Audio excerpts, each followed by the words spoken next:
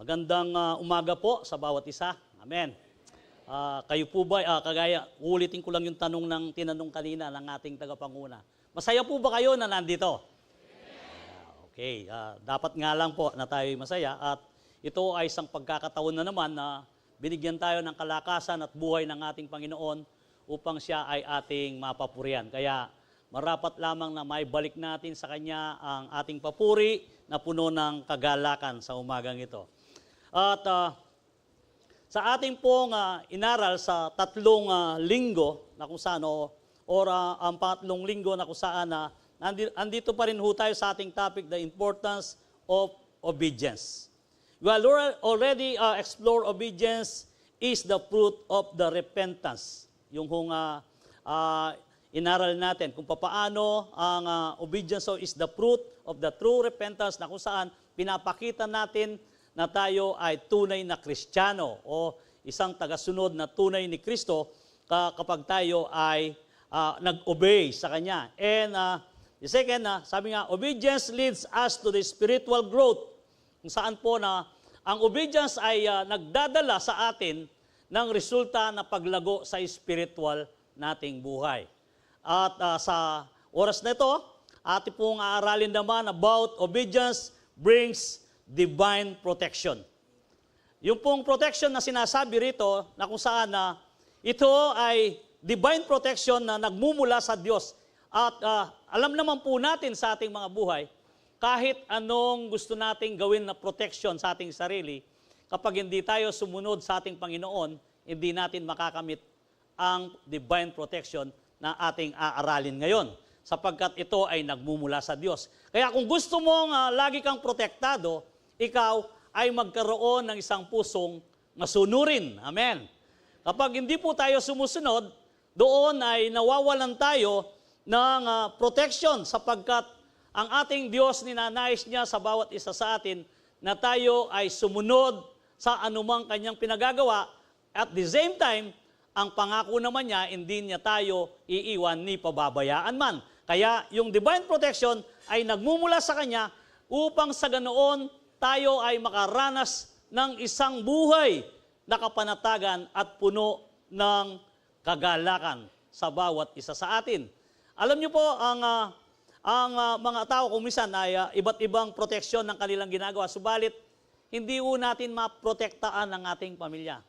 Ang totoo po nito, ang tanging makapagbibigay ng proteksyon sa ating pamilya ay ang ating Diyos. Kaya huwag po tayong magatubili na kung minsan kapag naaalala natin ang ating mga anak, mga apo, na kapag sila ay nagpapaalam ng umalis, kinakailangan na ito ay ating kagad na ipanalangin at ingi ng divine protection sa ating Diyos. Amen. Kasi hindi natin sila kayang protektaan. Kahit sabihin mo na sila ay alisto, o kaya naman kahit na sila ay sabihin mong smart, pero hindi pa rin nila pwedeng protektaan ang kanilang sarili, kundi sa pamamagitan lang ng ating Panginoon. Amen. Sana kung mapoprotektaan mo ang iyong sarili, yung iba nga pinupuno na ng CCTV ang kanilang tahanan, pinapasukan pa rin sila, buti pa ang mga CCTV, nahuli yung tao, pero yung mga tao hindi nauuli, yung mga magnanakaw. Madalas. Nakikita po natin, kaya nga, sa umagang ito, kukunin po natin ang ating aralin dito sa Psalms chapter 23, na kung saan ito po ang ating laging binabasa at pinagbubulay-bulayan noong panahon ng COVID. Natatandaan niyo po yon noong 2019, na kung saan ang COVID ay kasagsagan hanggang 2020, ito ho ay ating binabasa araw-araw at ina-apply natin sa ating buhay. Psalms 23 sa ESV po. Sa ESV po ganito ang nakasulat. The Lord is my shepherd, I shall not want. He makes me lie down in the green pastures. He leads me beside still waters. He restores my soul. He leads me in a path of righteousness for His name's sake. Even though I walk through the valley of the shadow of death, I will fear no evil, for you are with me. Your rod and your staff, they comfort me. You prepare a table before me in the presence of my enemies. You anoint my head with oil, my cup overflows. Surely goodness and mercy shall follow me all the days of my life, and I shall dwell in the house of the Lord forever. Amen. Ito po ay isang mabisa at makapangyarihang talata na kung saan kapag ito'y binabasa mo at ito'y pinagbulay-bulayan mo habang ikaw ay naglalakad o habang ikaw ay may pinupuntaan. Alam niyo po, naririnig kayo ng devil at siya ay tumatabi. At hindi siya umaarang, kundi habang binabasa mo at minemeditate ito at ito ay inilalagay mo sa iyong isip at puso, tumatabi na siya kagad sapagkat takot na takot siya sa lahat ng nababanggit na salita ng Psalms 23. Amen. Kaya nga po, ito ay gawin natin na bigyan natin ng ating sarili kung papaano natin matandaan ang verse na to. At kahit na ito lang po ang inyong pag-uukulan muna ng panahon upang ma-master ninyo, and at the same time, pag ito ay inyong binabanggit-banggit sa araw-araw, tiyak ang inyong pananagumpay. At kapag isinapuso mo, ikaw ay unti-unting nababago sa pamamagitan ng pakikipisan ng banal na Espiritu. Amen. So, sige po, bago po tayo magpatuloy, manalangin tayo. Aming Diyos, nagpapasalamat po kami sa umagang ito. Muli, O Diyos, binigyan mo kami ng magandang panahon. Salamat sa isang araw na muli ay pinasilay mo sa amin. Mula pa lang, O Diyos, sa pagsikat ng araw, dala-dala mo na ang pag-asa. Dala-dala mo na ang biyaya. At alam po namin, Panginoon, kasabay nito, Panginoon, Ikaw, O Diyos, ang nag-iingat sa bawat isa sa amin. At Ikaw, Panginoon, ay nakatingin saan man dako kami pumunta, sapagkat Ikaw ang Diyos na nagmamalasakit sa iyong mga anak. Maraming salamat po sa umagang ito.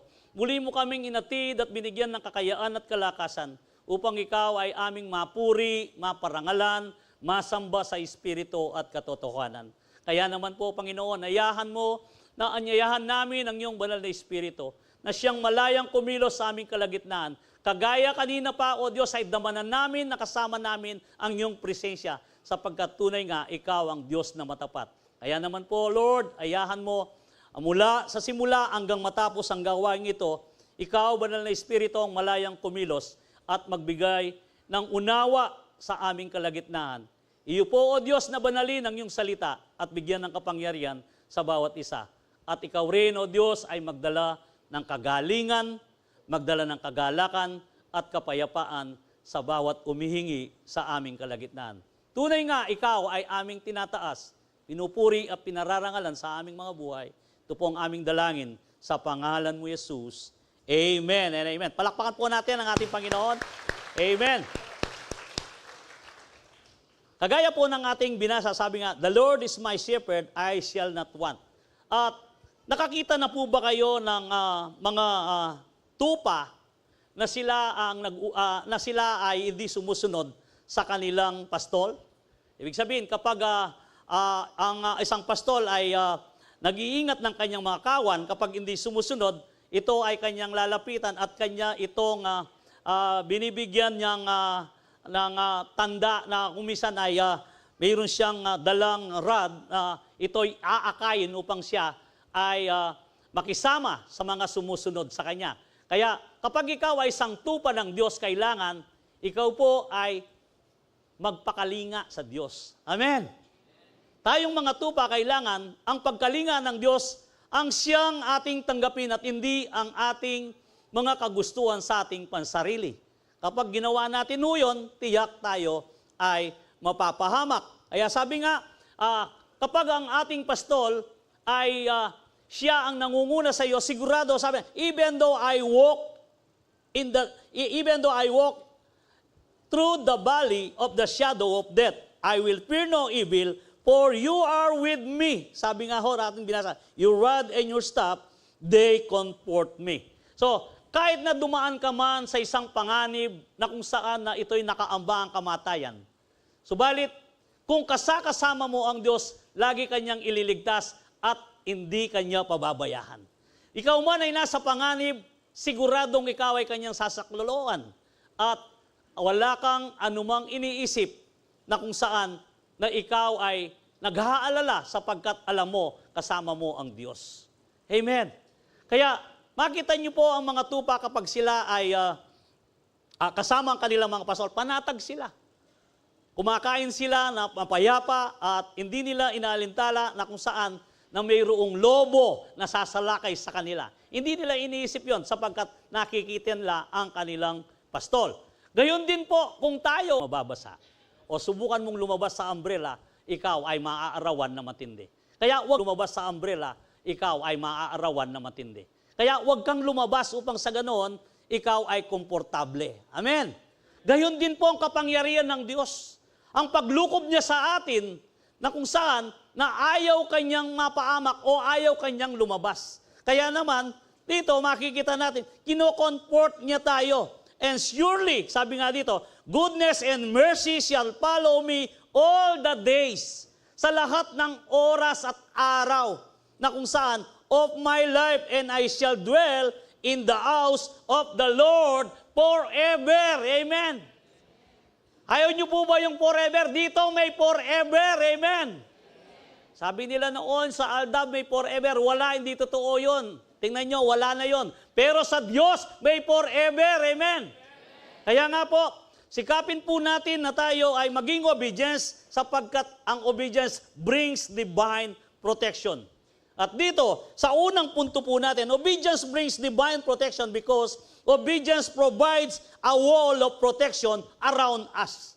Ito pong wall of protection ay napakahalaga sapagkat dito, kailangan na ikaw nga ay huwag lalabas sapagkat ang wall of protection ng Panginoon ay ipagkakalob sa iyo, siguradong ikaw ay protektado sapagkat higit na makapangyarihan ang kapangyarihan na nasa sa atin kaysa kapangyarihan ng mundo na dinudulot sa bawat isa sa atin sapagkat ang banal na Espiritu na pag-comfort ng Diyos ang nasa sa atin. Amen. Kaya nga, wag ho ninyong ayahan na kayo ay makalabas doon sa kamay ng Panginoon. Amen. The obedience provides a wall of protection around us. Sabi nga, in Job, dito po mayroong isang kwento na kung saan si Job, ating pong babasahin ang sabi nga, then the Lord asked Satan, have you noticed my servant Job? He is the finest man in all the earth. He is a blameless, a man of complete integrity. He fears God and stays away from evil. Satan replied to the Lord, yes, but Job has good reason to fear God. You have always put a wall of protection. Ano pong sinabi ni Satan dito? Binigyan, kasi sabi niya, lagi mo siyang sinasanggalang, lagi mo siyang pinoproteksyonan. Kaya siya ay nandyan sa kalagayan na sinasabi mo. Pero dito sabi niya, you have always put a wall of protection around him and his home and his property. Alam niyo po, ang ating Panginoon, hindi lamang ang ating physical ang kanyang iniingatan. Ang kabuuan ng ating buhay, maging ang ari-arian, at maging ang mga possession na nasa sa iyo, kapag ikaw ay obedient sa Kanya, tiyak iingatan ng Panginoon yan. Amen. Lahat po, wala siyang aayaan na malagasan ka. Kaya ang sabi nga niya, hindi Kanya pababayaan na malagasan ng bunga. At hindi Kanya aayaan na hindi mag-multiply. Kaya dito, kung sabi pa nga, is home and is property. And then, you have made him prosper in everything he does. Pinagpapala mo kahit anong gawin niya ang sabi ni Satan dito. And then, ang sabi pa sa ating babasahin na kung saan, look, sabi nga, tingnan mo, sabi niya, how rich he is. Tingnan mo kung gaano siya kayaman. Kasi sabi ng ating Panginoon sa kanya, ng Diyos sa kanya, sabi niya, nakita mo ba ang aking anak? Manik-manawog si Satan at that time na kung saan, ay oo, nakita mo si Job na wala siyang katulad sa mundong ito. Anong sabi ho at anong sabi ni Satanas? Kasi sabi niya, lagi mo siyang pinoprotektaan Gusto niyo po bang magkaroon ng kasiguruhan sa inyong buhay? Kinakailangan na tayo'y mag-obey sapagkat nitong si Job ay obedience sa Panginoon, kaya siya ay binigyan niya ng wall of protection na ito ay hindi niya inalis sa kanya. Pero bagamat ganun pa man, inayahan niyang subukan siya ng kaaway na si Satanas. Dito, sinubukan siya, ang sabi nga, na kung saan,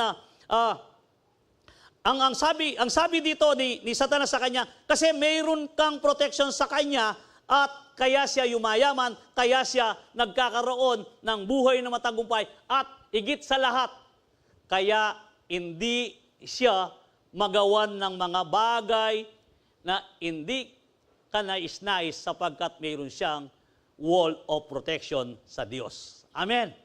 Gusto niyo po bang magaya kay Job? Ayaw nila. Kasi yung ayaw nila, yung maghirap at mahirap na daranasin. Pero salamat sa Diyos at kay Job na lang niya ginawa yon. Subalit, ang wall of protection na ibibigay ng ating Panginoon sa atin, what more? In the Old Testament, experience the wall of protection of God for him, his family, and his property because of he is obedient to God. Sa kasalukuyan ngayon na tayo ay nabubuhay sa grace na kung saan sa biyaya ng ating Panginoon, tiyak, there are verses in the Bible that instruct us not to give the devil opportunity to harm us, na kung saan lahat ay mayroong proteksyon din ng ating Panginoon sa pamamagitan ng ating Panginoong Hesus. At higit sa lahat, ang lahat ng yan ay tinapos niya sa krus ng Kalbaryo. Yung mga pangako niya ay kanya nang tinupad. Kaya ang sabi niya, it is finished, tetelestai. Ang lahat ng pinangako ng Diyos sa katauhan ng ating Panginoong Hesus na nagkatawang tao, siya ho ang umaring ganap at tinapos ang lahat na ipinangako sa bawat isa sa atin. Therefore, nakakahigit tayo sa panahong ito sapagkat sa biyaya ng Diyos, tayo ay pinagkalooban niya ng wall of protection na kung saan ang pangako rin ng ating Panginoong Hesus. Amen. Nahiintindihan po ba ninyo? Kung si Job ay binigyan, tayo ay binigyan. Paano? Sa pamamagitan ng kamatayan sa krus ng ating Panginoon, ipinagkaloob na niya ang katagumpayan sa bawat mananampalataya kung ito ay susunod sa Kanya. Kaya kapag ikaw ay sumunod sa Kanya, ikaw ay siguradong may tagumpay. Ikaw ay siguradong mayroong matatamo na magandang buhay sapagkat ito ang iniintay sa atin ng ating Panginoon. Yun lamang pagsunod sa Kanya ang Kanyang iniintay sa bawat isa sa atin. Wala ka nang gagawin, kapatid, kundi lang isuko mo ang iyong sarili, sumunod ka sa nais ng Diyos at mga bagay na kung saan hindi mo man naiintindihan, basta't kapag ikaw ay sumunod sa Kanya, tiyak, dahig mo pa ang wall of protection na sinasabi kay Job sa ating kapanahunan. Amen. Through the blood of Jesus. Sa pamamagitan ng dugo ni Kristo na nabubo sa krus. Ito ay pinambayad niya sa bawat isa sa atin.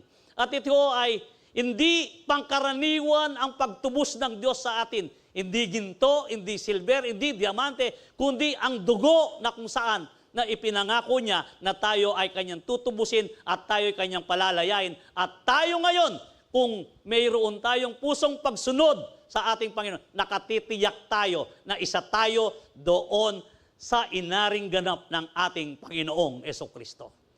Amen. Kaya huwag kang magatubili, kapatid, na hindi sumunod sa ninanais ng Diyos. Kapag ikaw ay hindi sumunod, tiyak mayroong kaakibat na disgrasya ang iyong makakamit. O kaya bagay na nilalagay mo ang iyong sarili sa mapanganib na buhay. Kaya naman, ang ating Panginoon ay nais lang po niya na tayo ay sumunod upang sa ganoon, anuman ang ating gawin, kung ito ay nakapailalim doon sa kanyang panuntunan at ang kanyang kagustuhan ng siyang nasusunod, hindi ang ating mga sarili, nakakatiyak tayo na hindi tayo pwedeng pakialaman ng kaaway. Amen? Kaya sabi nga ho, hindi lang yung ating physical na pangangatawan, pati na rin ang ating mga ari-arian, pati ang ating tahanan, pati ang ating pamilya, kabuuan yan. Kapag ikaw ay sumusunod sa Panginoon at sila din naman ay matutong sumunod kung nakikita nila ang kanilang mga ina at ama sa tahanan na may pagsunod sa Diyos. Amen. Hindi ho mahirap ang sumunod kung ikaw ay willing na sumunod sa Kanya. Pero kapag ikaw ay mayroong hesitation na kung saan hindi susunod, mahirap nga. Kasi nga, ang sabi nga ng kasabihan natin, kahit ito pa rin ay parang awig sa mga nakatala sa Biblia, kapag gusto, mayroong paraan. Kapag ayaw, maraming dahilan. Tama po. Kaya nga, huwag na tayong magdahilan upang sa ganoon, tayo rin naman ay makasunod sa ninanais ng ating Panginoon. Amen! So, tandahan mo ninyo, Satan cannot hold you if you are obedience to God. Ito ho ay pinakita kung papaano sa ating binasa na naging obedient si Job, kaya naman siya ay mayroong wall of protection. Sa Ephesians chapter 4, verse 26 and 27, in your anger, do not sin, do not let the sun go down while you are still angry. And do not give the devil foothold. Sabi nga rito, ano yung sinasabing, do not give the devil a foothold. Huwag mo siyang bigyan ng pagkakataon na makapasok man ang kanyang kaunting pamamaraan sa iyo. Kasi huwag kang magbukas ng oportunidad para sa kanya. Tandahan po natin, ang devil, lagi niya tayong tinitingnan, pinagmamasdan niya tayo kung kailan tayo nagkakaroon ng isang butas na protection sa Diyos. O hindi lamang yon, lagi niyang binabantayan ang ating bibig, ang ating pananalita. Gitlalo kapag ikaw ay nasanayan mong magsalita ng mga negatibo. Habang ikaw ay nagsasalita ng mga negatibo, doon ay nakaka-penetrate ang kapangyarihan ng Diablo at yon ay nagagamit sa iyo. Sapagkat yun ho ay isang bagay na pinapakita na kailangan wag tayong magsalita ng negatibo. Sapagkat sa dila, tandahan ninyo, buhay o kamatayan ang nandiyan. Amen! Kailangan po, pilihin po natin ang buhay at wag yung sumpa. Amen po ba? Alam niyo po, kapag naglalaro ang mga nauna, sama ko na ang aking sarili. Kasi 8 kami noon eh. Yung bahay namin ay mayroong isang silid. Pero malimit na maglaro kaming magkakapatid kapag umuulan. Kasi nga, hindi kayo makalabas sa bahay. Yung saig ng aming bahay, kawayan, lande. Kapag nag-aabulan ng lahat ng mga magkakapatid na yan, at yung iba pa nga, nagtatago doon sa nakalulun na banig. Pasok ka doon eh, hahanapin ka. At binabalik ka, sumasariwa sa mga may edad ang aking kwento. At pupunta ka sa sulok at nakabalot ka sa banig. Pagkatapos, aabulin ka ng iyong kapatid. Pero, minsan, yung panganay dahil malaki at malakas, kahit na kayo ay pumasok sa silid at inabol kayo, mayroon siyang gagawin. Ano ang gagawin niya? Pagbukas niya ng pinto, ilalagay niya ang kanyang isang paa. Paipit niya. At pagkatapos yung naman nasa silid, tinutulak, hanggang siya ay unti-unting makapasok. At doon sumisigaw-sigaw kayo na kung saan na mayroong parusa kapag ikaw ay nahuli niya. Kaya, yun po ang paglalaro. Bakit ko po naikwento ito? Ito ay isang illustration na kung saan dito, huwag nating bigyang pagkakataon kahit siwang lang na makapag-penetrate si Satanas sa ating buhay. Amen. Kasi kapag siya'y nakapasok, lulurayin ka niya. Magluray-luray siya sa iyo. Kaya wala ka nang magawa at ikaw ay magkakaroon ng problema sa buhay mo, kapatid. Kaya nga po, wag nating bigyan ng pagkakataon na makapasok o makapag-penetrate man siya o makagawa kahit malaking bagay lang, tiyak, lalaki yan at papasukan kanya. Amen! Mahingat po tayo. Paano po yun? Kasi nga, kung ikaw ay obedience na kung saan na bagay na kung saan na nais ng Diyos na mayroon kang protection, huwag mo siyang bigyan pagkakataon. Kaya, bakit ko po sinasabi ito? Sa Colossians chapter 2, verse 15, And having disarmed the power and the authorities, he made a public spectacle, sabi niya, spectacle of them, triumphing over them by the cross. Ang ibig sabihin niyan, pinarada ng ating Panginoong Yesus ang mga tila parang bihag ang kaaway na pinarada at pinahiya sa plaza na inalisan sila ng kapangyarihan at ikaw lang ang nagbibigay ng kapangyarihan paminsan-minsan sa kaaway sapagkat sa kamatayan niya sa krus, dinisermanan niya po ang kalaban. Ala na siyang almas para sa iyo, para ikaw ay masaktan, para ikaw ay matalo. Bakit tayo natatalo? Binibigyan pa natin siya ng pagkakataon kung minsan. Sa ating pananalita, kagabi talagang masakit ang paa ko. Pinagmamasdan pala ako ng asawa ko. Sabi ko, kinuha ko yung tungkod ko, itong nakatungkod ako, sabi ko, pinakain mo kasi ako ng sardinas. Kaya gano'n ang nangyari. Sabi naman ng doktor, bawal sa akin ng, hindi, omega yun. Sabi niya, tapos, bantahin mo yung pananalita mo, sabi niya. Na-rebuke pa ako, bandang huli. Sabi ko, ganun ba? Isusumbong kita kay Pastor Manny, sabi niya. Sabi niya, kasasabi pa lang niya na kailangan bantahin mo ang pananalita mo, sabi niya. Inaangkin mo sabi niya. Pero ganun pa man, mahaga akong nagising, sabi ko, Lord, kiniklaim ko po na hindi na magiging masakit to kasi magsasalita ako at hindi ako makatayo. Gumagapang po ako. Itong kaliwa ko, ito, ngayon maga. Pero sabi ko, ayaw ko na sanang inumin ng gamot na to, Lord. Pero iinumin ko para ako'y makatayo.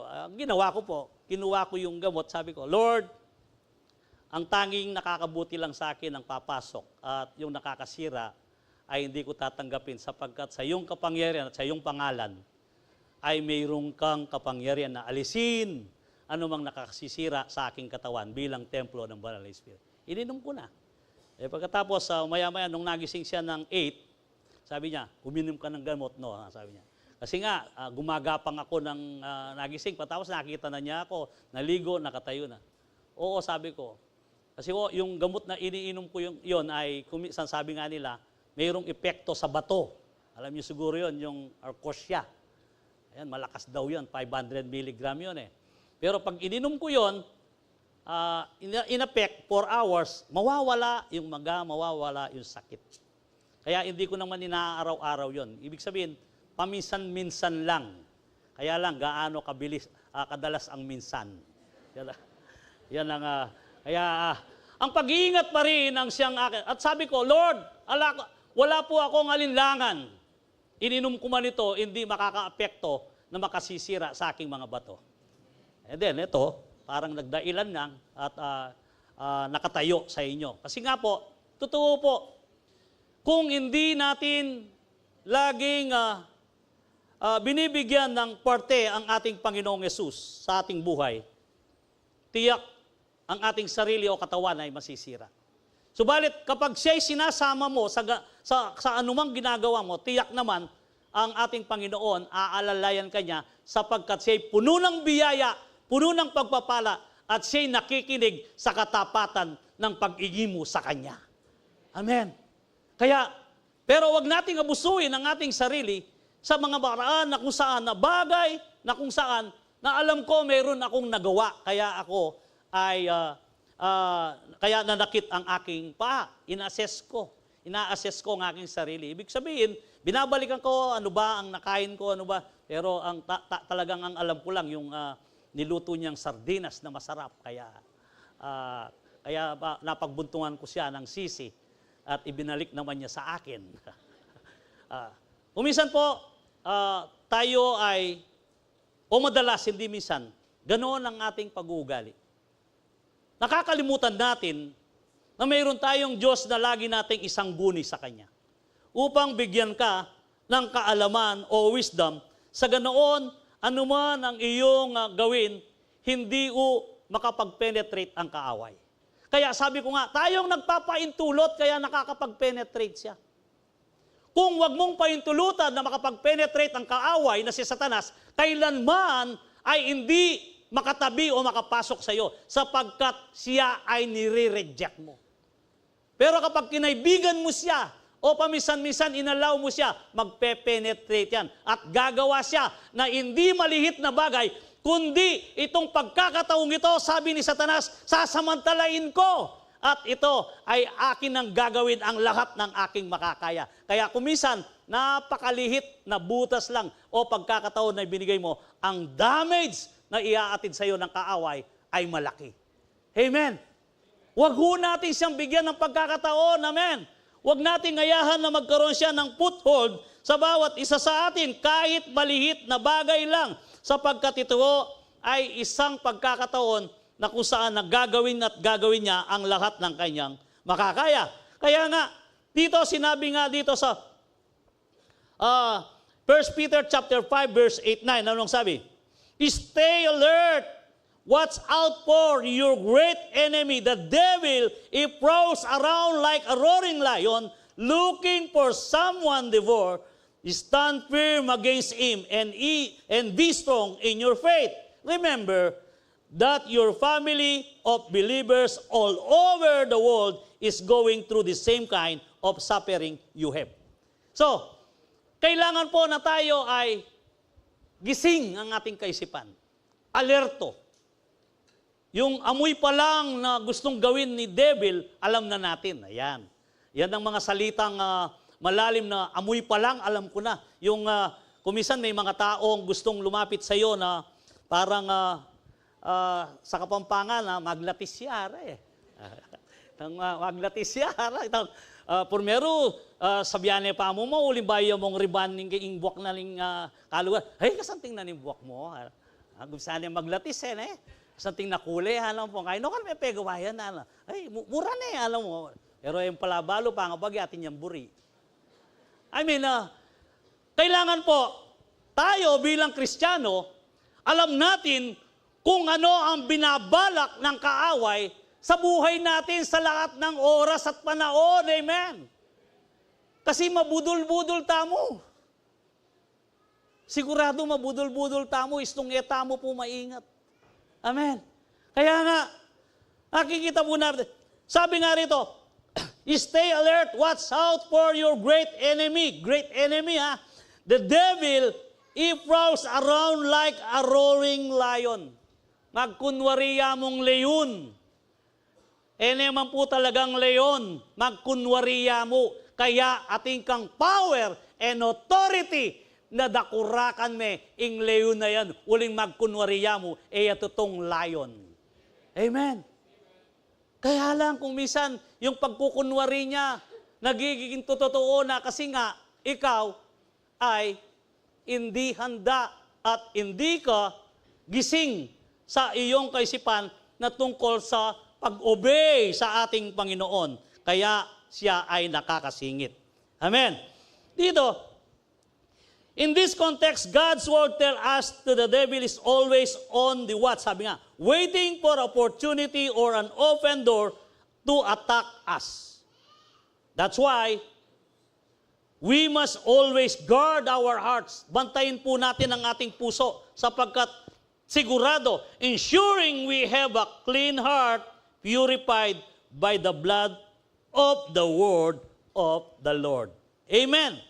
Kailangan po siguraduhin natin na ang ating puso ay walang anumang bahid ng pagdududa o bagay na kung saan na ito ay kumokontra. Alam nyo, yung takot ho ay isang bagay na hindi nakapagbibigay ng tuwirang pananampalataya sa Diyos. Kapag naunang takot, tiyak, kahit anong sabihin mo, na gagawin mo, na sinasabi mo sa iyong sarili, hindi ang mangyayari, pero umiiral pa rin ang takot. Yung faith, nawawala ho. Naglalaho yung pananampalataya. Parang kinukumbinsi mo na lang ang iyong sarili na hindi naman nagdadala ng katatagan ng totoong loob at puro na pagtitiwala sa Diyos. Kaya ang mangyayari, kung minsan, wala lang. Ayan, walang effect. Hindi umaapekto sapagkat ang kaaway ay isa ring kaaway na matalino. Amen. Tandaan ho ninyo, matalino rin ang kaaway. Sa Santiago nga, sabi nga, maging ang demonyo ay nananampalataya at nangangatal pa. Ibig sabihin, alam niya ang kasulatan ng Diyos. Ang sitas na to ay alam niya. Kaya alam niya kung saan ka mahina. Kaya kung hindi ka maging babad at kung hindi ka handa at kung hindi ka obedient sa pinagagawa ng Panginoon, sigurado makakasingit siya at makakagawa ng mga bagay na hindi mo inaasaan sa iyong buhay.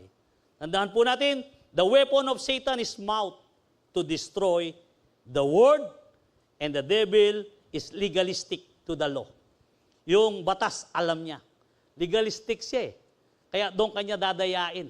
At ang ating dapat gawin sa tuwing tayo ay nagkakasala, ano po ang dapat nating gawin? In 1 John 1:9, anong dapat mong sabihin?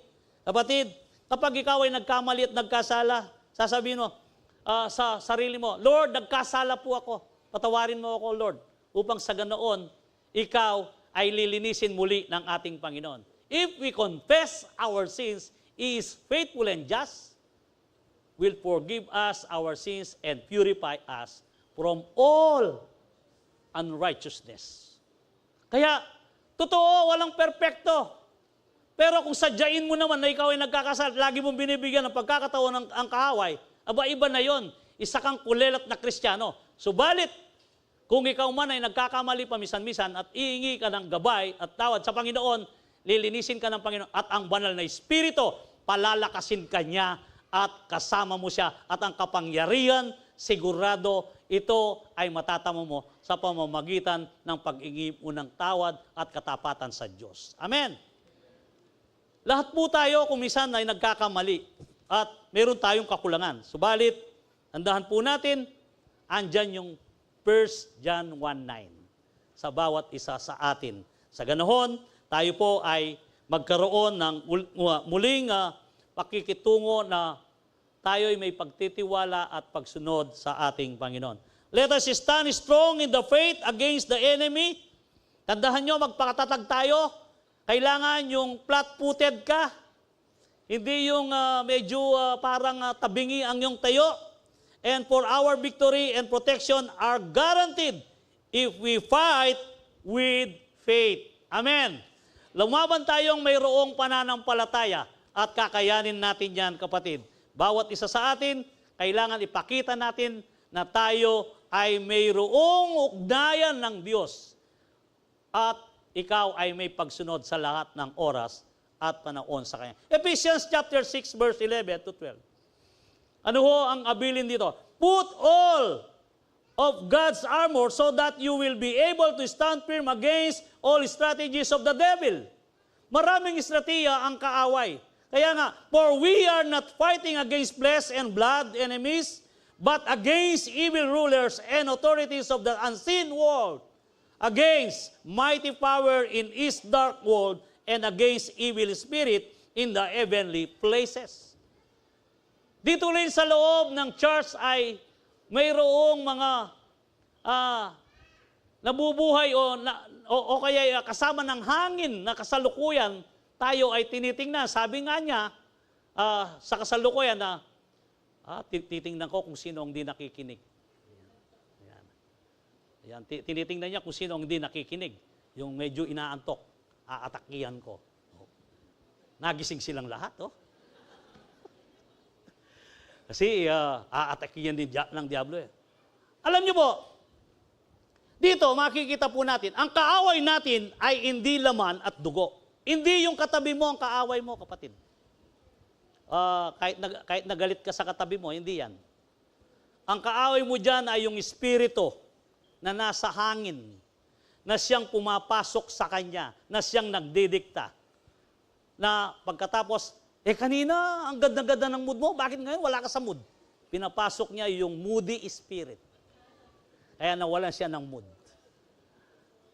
Kanina nga, sabi niya, magilas ka. Ba't ngayon, sasabihin mo na parang nanlulupay pa? Pinapasok niya yung espiritu na nagdadala ng karamdaman. Hindi laman at hindi dugo, kundi mga espiritu na makapangyarihan. At igit pa silang marami kaysa sa atin dito. Bakit po sinasabi ito? Katunayan, isang tao kayang pasukin ng 6,000 espiritu.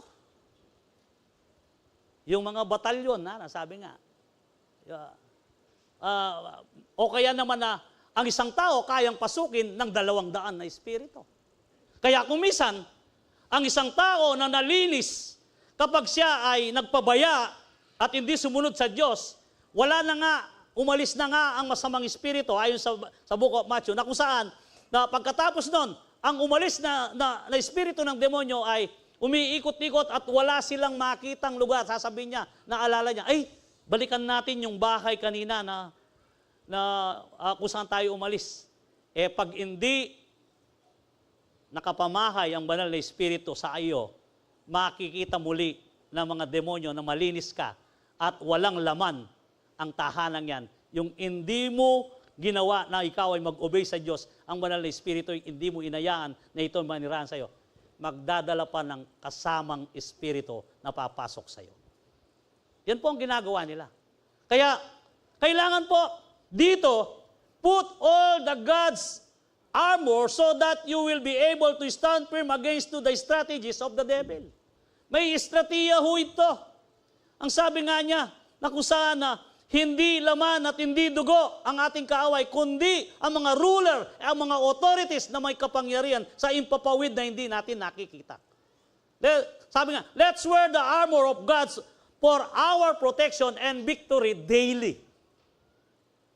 Dito makikita natin, ano ba yung mga armor na yan? Ano ba ang mga sanggalang na yan? Ano ba ang dapat nating gawin sa ating mga sarili? Ephesians chapter 6 verse 14 to 18. Dito, stand firm then with the belt of truth buckled around your waist with the breastplate of righteousness in place and with your feet fitted with the readiness that comes from the gospel of peace.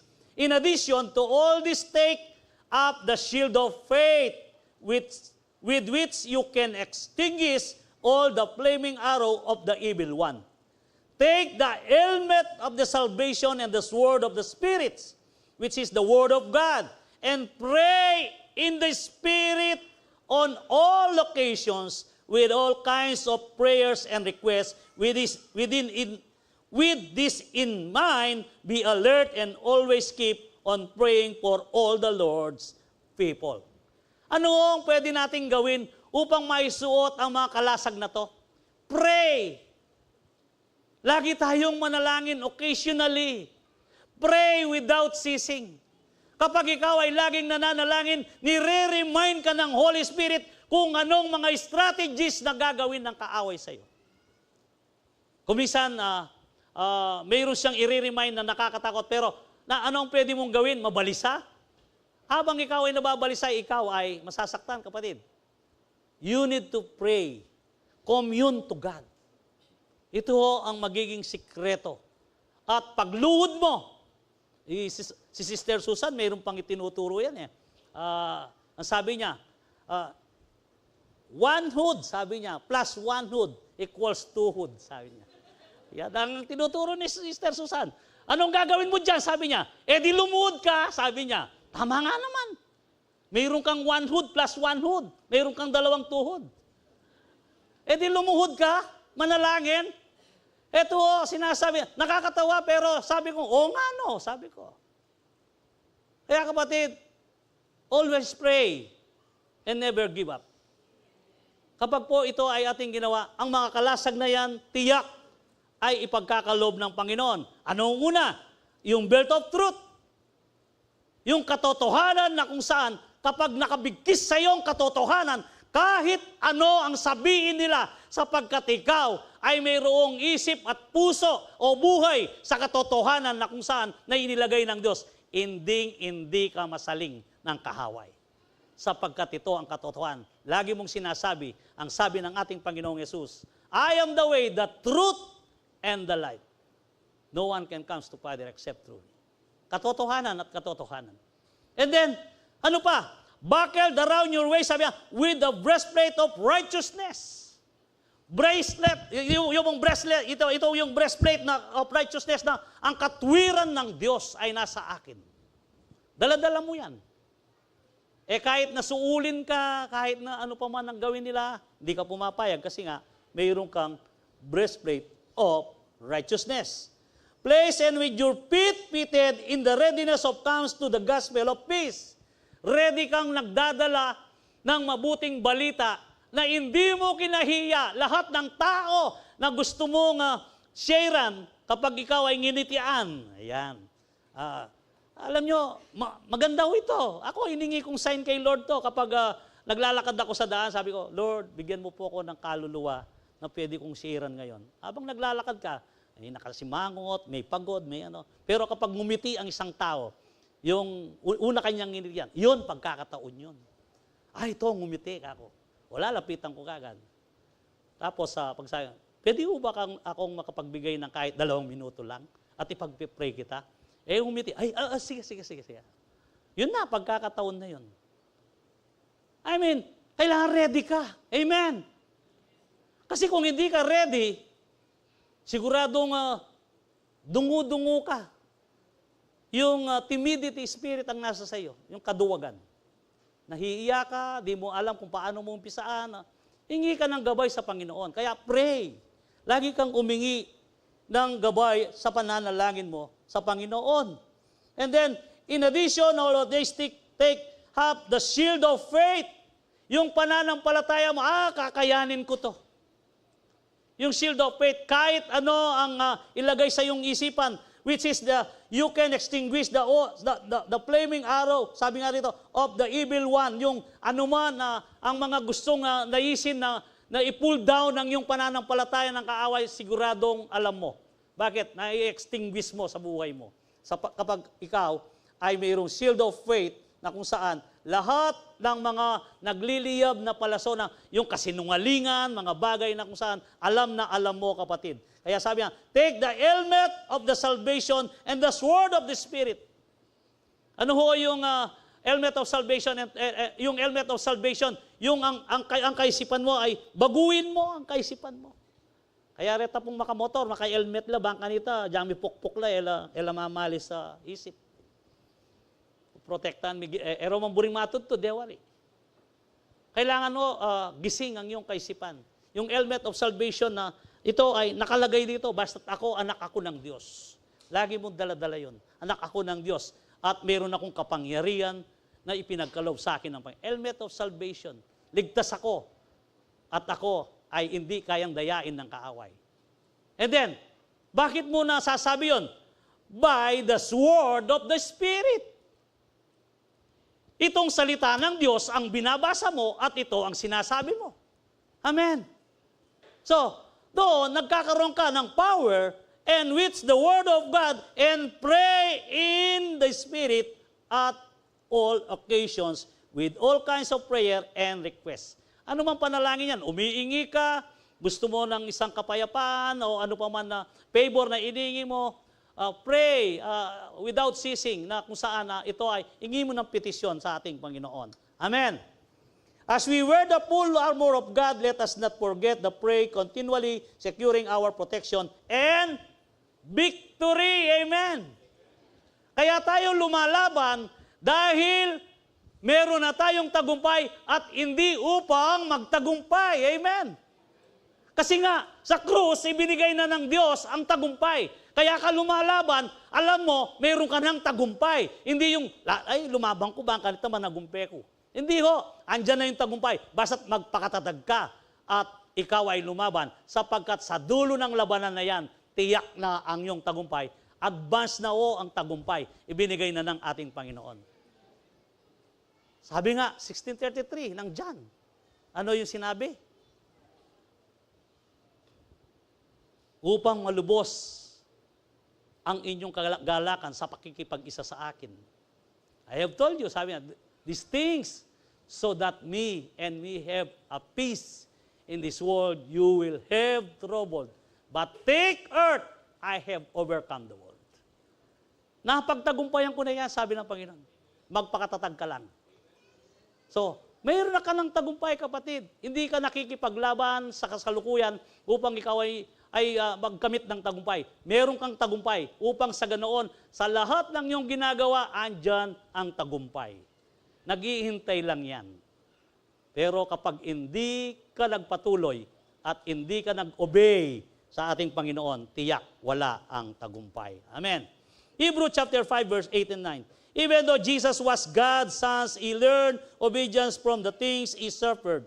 In this way, God qualified Him and perfect high priest, and He became the source of eternal salvation for all those who obey Him.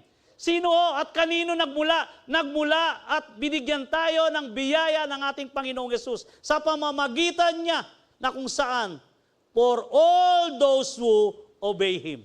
Amen. To believe is to obey. Ito ang kailangan natin. Thessalonians chapter 1 verse 8, He will punish those who do not know God and do not obey the gospel of our Lord Jesus Christ. Sino ho ang magkakaroon ng kaparusahan? Yung hindi nakakakilala at nag-refuse sa ating Panginoon. Obedience is a way to live under God's protection. And pangalawa, 10 minutes na muna. Obedience grants us with wisdom to avoid danger. Dito po, kung papaano ang pagsunod ay nagbibigay sa atin ng wisdom, higit lalo sa panganib na ating inaharap. In Proverbs chapter 19 verse 16, sabi dito, obey the law and live, ignore it and die. Napakasimple. Sabi niya, obey the law and live.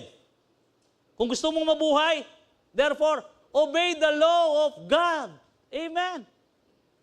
Ngayon, kung gusto mong mamatay, ayan, ignore. Ignore it and die. Sigurado, mamamatay ang iyong pananampalataya. Proverbs chapter 2, verse 6-8, for the Lord grants wisdom, from His mouth come knowledge and understanding. He grants a treasure of common sense to the honest. He is shield to those who walk with integrity. He guard the paths of this just and protect those who are faithful to Him. Ano ho dito? Kung gusto mo magkaroon ng common sense, kapatid, anong gagawin? Obedience. Magkakaroon ka ng common sense at ipagkakaloob ng Diyos. Yung mga walang common sense diyan, buti na lang sa Calvary Temple, walang taong walang common sense. Amen. Lahat merong common sense. Amen. Parang yung iba wala silang common sense. Kasi binilang ko kakaunti lang. Andahan po natin kung gusto niyo magkaroon ng common sense, ang sabi nga, obey. Be obedience kung saan ang pinagagawa ng ating Panginoon, ito ay ating tupdin. And Proverbs chapter 9, verse 10 to 12. The fear of the Lord is the beginning of wisdom, and knowledge of the Holy One is understanding. For through wisdom your days will be many, and year will be added to your life. Sino ang gustong umaba ng buhay dito? So, kailangan magkaroon ka ng wisdom. Paano ka magkakaroon ng wisdom? Obedience. Amen. Sa ganoon, bibigyan ka ng wisdom ng ating Panginoon. And acknowledge the Holy One is understanding, for through wisdom, your days will be many, and years will be added to your life. Paaabain niya ang iyong buhay. If you are wise, your wisdom will reward you. If you are a mocker, you alone will suffer. Kaya napakahalaga po na kung saan na tayo ay sumunod sapagkat tayo ay bibigyan ng wisdom ng ating Panginoon at tayo ay makakaharap sa anumang panganib na ligtas sapagkat ang ating Panginoon hindi niya tayo pababayaan. Ito ay kanyang sinabi sa, alam ko, nabasa ko ito sa Peter, Isaiah na kung saan na kahit na pumuti pa ang iyong buhok at tumanda ka, sabi niya, ikaw ay aking ililigtas at ikaw ay aking kakalingahin sapagkat tungkulin ko ang sabi ng ating Panginoon. Kaya kapatid, Tandahan po ninyo, bagay na kung saan na tayo'y mag-obey at mayroon tayong wisdom, bibigyan tayo ng wisdom ng ating Panginoon. Sa ganoon, tayo po ay magkaroon ng isang buhay na hindi malagay sa anumang panganib. Amen. Maging ang ating relasyon sa ating Panginoon. One of the important meanings of the fear of the Lord is obedience. We fear our parents because we love them. And your wife, your husband, we obey them. We don't want to hurt them by being disobedient. Amen. Ikaw ba ay isang obedient sa asawa mo? Siyempre, huwag kang gagawa ng mga bagay na hindi niya nais. Therefore, ganun din ang ating Panginoon. Lahat ng bagay na gusto ng Panginoon ay gawin mo, tiyak, ikaw ay bibigyan niya ng wisdom. Tandaan niyo ko ninyo, sabi nga ng ating binasa, paaabahin pa ang inyong buhay. And another, Proverbs chapter 2 verse 12, wisdom will save you from evil people, from those whose word are twisted. Etong sinasabi kanina, malahot kang mabudol-budol.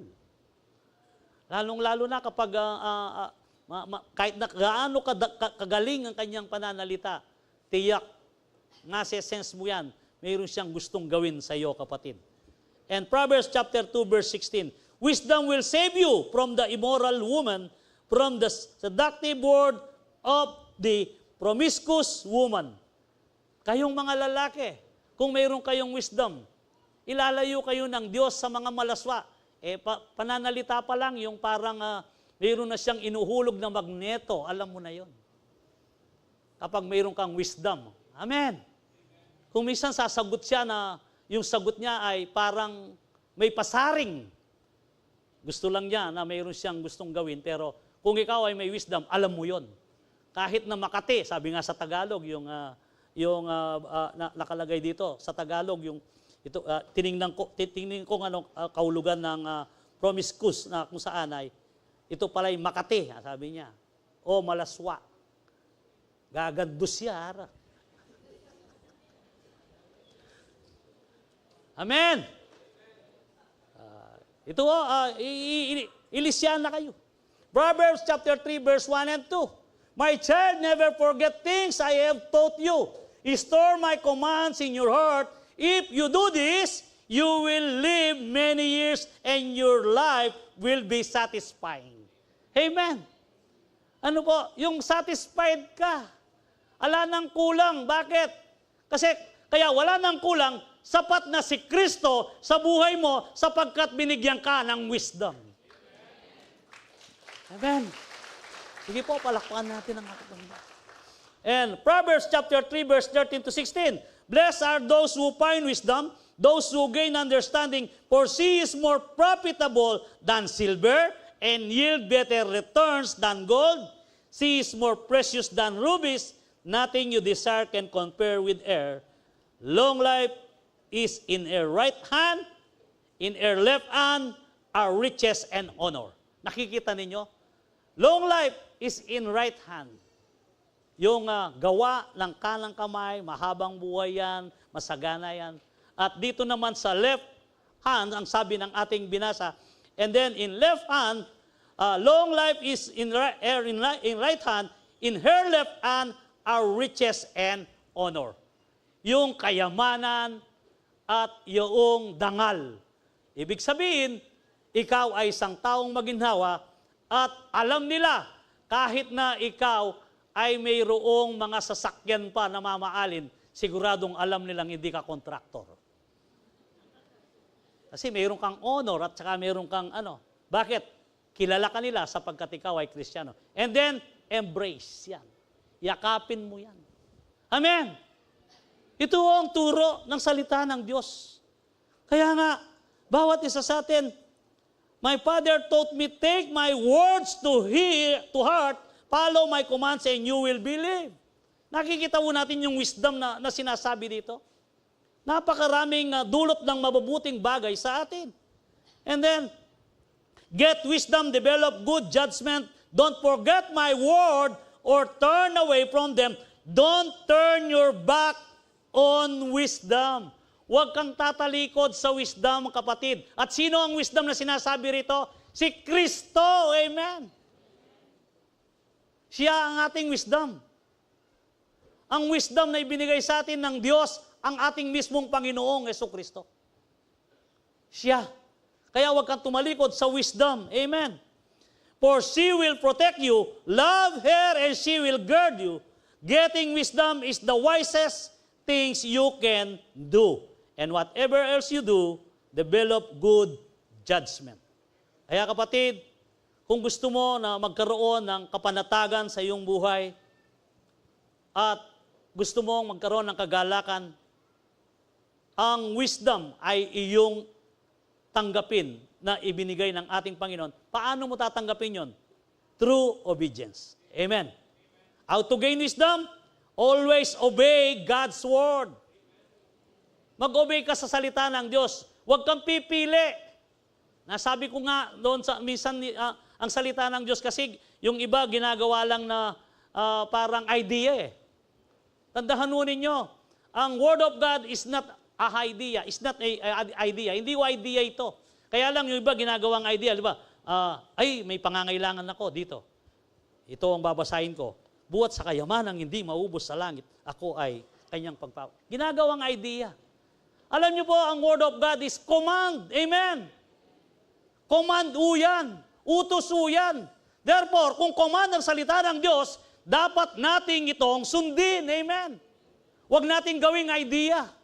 Kapag may problema ka, ginagawa mong idea, ay, babasa ako para sa ganun. Hindi ko. Walang epekto yun. Tandaan ninyo, ang word of God is a command. Utos yan. Kaya kapag yan ay sinunod mo, therefore, ibig sabihin, ikaw ay nag-obey. Amen. And how to gain wisdom, always obey God's word. And lastly, obedience brings divine protection. Obedience gives us authority over the enemy. James 4:7. Submit yourself therefore to God, resist the devil, and he will flee from you. So, kung ikaw pala ay mayroong pagsunod at ikaw ay namuhay sa ilalim ng pamamahala ng Diyos, and then ang anumang balak ng demonyo o ang kaaway ay hindi uubra sapagkat ikaw ay nakapasabit sa ating Panginoon. Kaya sabi nga, submit yourselves therefore to God, resist the devil, and he will flee from you. Susunod siya sa iyo. Bakit? If you are under God's authority, by surrendering your will and plans to overcome siyang a purpose na dapat niyang gawin, yung 10 ng John. Anong sabi? John 10:10. Ang magnanakaw ay dumating upang magnakaw, manira, mangwasak at pumatay. Ito ang kanyang mayroon siyang trabaho. Kaya hindi totoo na kapag hindi mo kinakaaway ang diablo, hindi kanya aawayin. Yan the thief comes only to steal and kill and destroy. Have come that they may have life and have it to the full. Ang sabi naman ng ating Panginoon. Kaya bago kanya atakiin, ikaw na ang matake. Amen. Kapag nararamdaman mo na mayroon na siyang gustong gawin, in the mighty name of Jesus, nilalagay kita sa aking paanan. Kaya ikaw, Satanas, wala kang magawa. I command you in the name of Jesus. Bakit mo pwedeng gawin yon? Sapagkat lahat ng tuhod, lahat ng labi, ay magsasabi, si Kristo ay Panginoon at Diyos. Sabi ko nga, alam niya yung legal eh. Alam niya yung legal law eh. Kaya batas yun, kaya siya sumusunod. Amen. Hindi pwedeng hindi siya susunod. Batas yun. Nasundin niya ang Diyos. Mismo ang ating Panginoong Yesus. Sambain mo ang iyong Diyos. Ang sabi niya. Kaya siya ay sumusunod sa iyo. Mayroon kang authority at mayroon kang kapangyarihan, kapatid. Gamitin mo yan sa araw-araw sa iyong buhay. Tiyak ikaw ay maglalayo. Those who are obedient of God truly have an intimate relationship with Lord.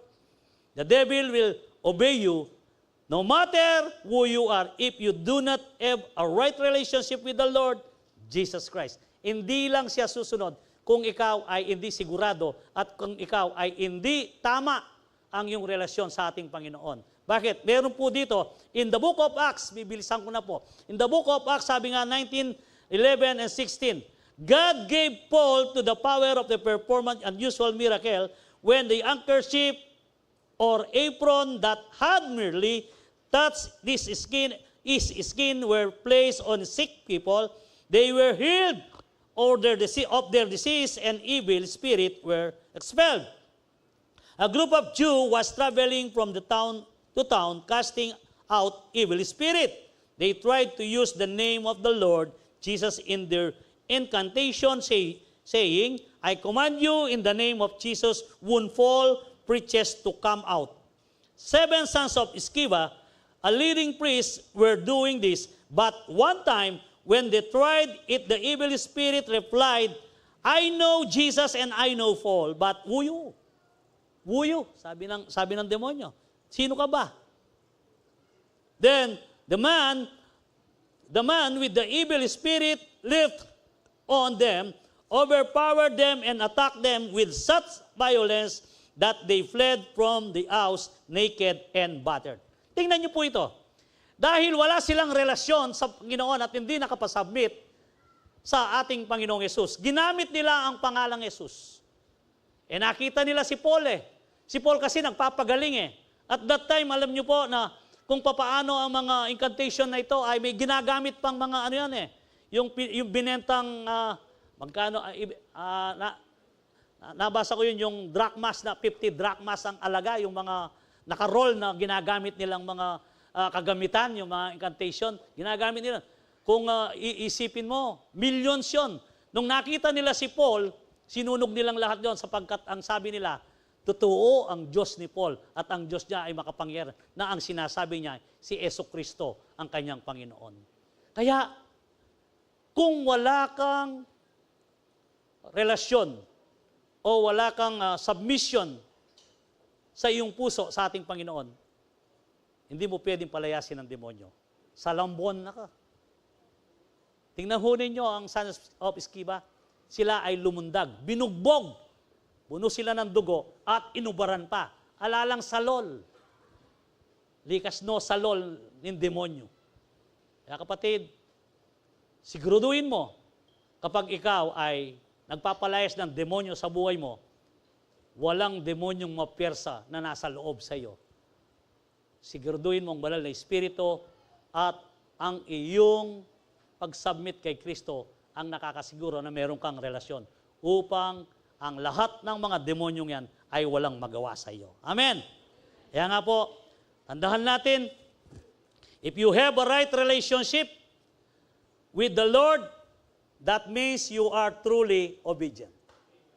And because you are obedient, you are confident to use your God-given authority against the enemy. Ikaw po ay kumpiyansa at confident ka na kaya mo sapagkat alam mo ang relasyon mo kay Kristo at ikaw ay sumusunod sa Kanya. Kaya nga po, obedience brings divine protection. Number 1, yung una po nating inaral, obedience provides a wall protection around us. Obedience grants us the wisdom to avoid danger, and obedience gives us authority over the enemy. And last verse po, John chapter 10, verse 27 and 28, my sheep listen to my voice. I know them, and they follow me. I give them eternal life, and they shall never perish. No one will snatch them out of my hands. Hindi ka maagaw ni numan kapatid kung ikaw ay totoong tupa na sumusunod sa Panginoon at sigurado ang kanyang proteksyon sa iyo. Ni isa, walang makaagaw sa kanya sapagkat ikaw ay awak niya. Kung totoong ikaw ay mayroong obedience heart, at the same time, ang buhay mo ay nakaawak kay Kristo. True sheep of the Lord will never perish because they always recognize His voice and obey Him. Amen. Kilala niyo po ba ang tinig ng ating Panginoon? Amen. Kung kilala mo ang tinig niya, kapatid, ikaw nga ay isang tupa na masunurin at magpatuloy ka pa rin sumunod sa Kanya. Sa ganoon, anuman ang portion na inilaan ng Diyos ay makakamtan